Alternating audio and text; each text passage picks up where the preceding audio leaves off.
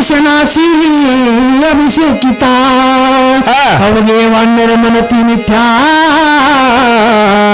युक्ती रघुनाथा आठवली युक्ती रघुनाथा आठवली. विचार केला असेही काही वानर असतात.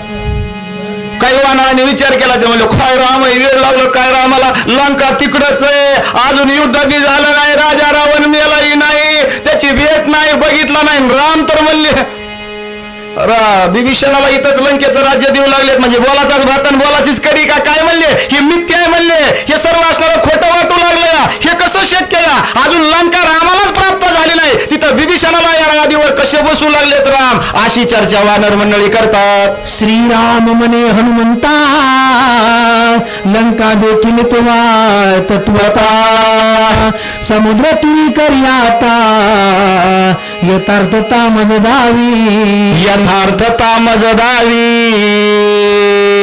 मर्यादा पुरुषोत्तम प्रभू रामचंद्रानं भक्त शिरोमणी हनुमानजीकडे बोट केलं हनुमंता ही लंका तू तुझ्या दृष्टीनं पाहिलेली आहेच सर्व लंकेचं असणारं त्या ठिकाणी स्वरूप तर पाहिलेलं आहेच म्हणून करता याच असणाऱ्या नदीच्या काठावरती या ठिकाणी या स्थानावरती तू काय कर जशाला तशी या ठिकाणी कशाची वालुक्याची या ठिकाणी वाळूची लंका हनुमानजी तुला तयार करता येईल म्हणले तुम्हाला कारण तुम्ही पाहिलेलं आहे त्या ठिकाणी या लंकेचं स्वरूप आकार उकार काय आहे ते हे सर्व तुम्ही पाहिलेलं आहे म्हणून अशी लंका या ठिकाणी तयार करा असं प्रभू रामचंद्रानं सांगितलं. ऐकून श्रीरामाचे वचन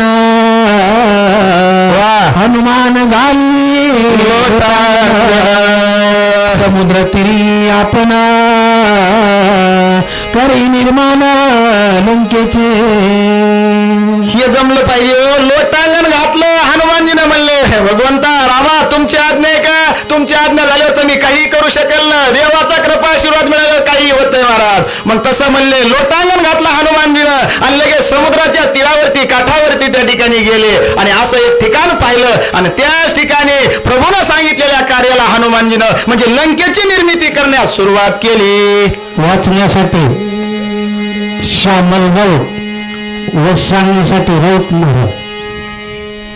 प्रभू रामचंद्र भगवान की जय.